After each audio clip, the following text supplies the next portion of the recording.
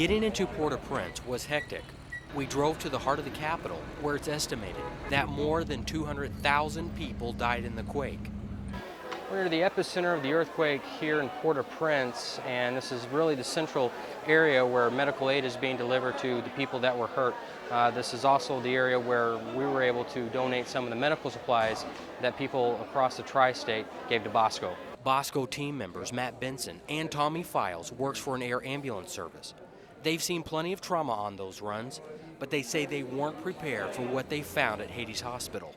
Pretty amazing the amount of people in here and the conditions compared to what we're used to. This is definitely the epicenter for injury.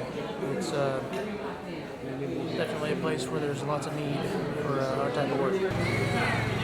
Volunteers set up triage tents. Medical waste was piled up in corners. Flies infested many of the patients' wounds. Medical staff fought back tears in down times before moving on to the next victim. Doctors at the hospital say they are desperate for X-ray film. We really need that because there are a lot of open fractures and closed fractures, and we need to define a conduct with that. And we have a very limited amount of films, so if you can get that, no matter the time, we will appreciate that. Outside the guarded hospital were tent cities made up of refugees waiting to get treatment. During our trip back to the orphanage, we ran into what seemed to be a riot.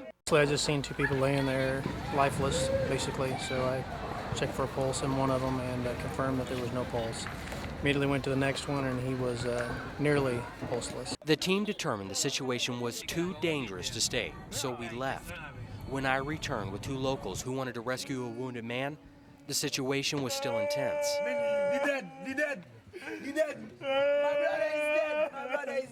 The Bosco team does whatever it can to bandage up the man in a makeshift clinic at the orphanage. Team members admit they'd like to do more, but what they are doing is better than nothing. They say they hope their story will encourage others to help the people living in a devastated country in a time of great need. In Haiti, Jason Claspell, Fox 7 News.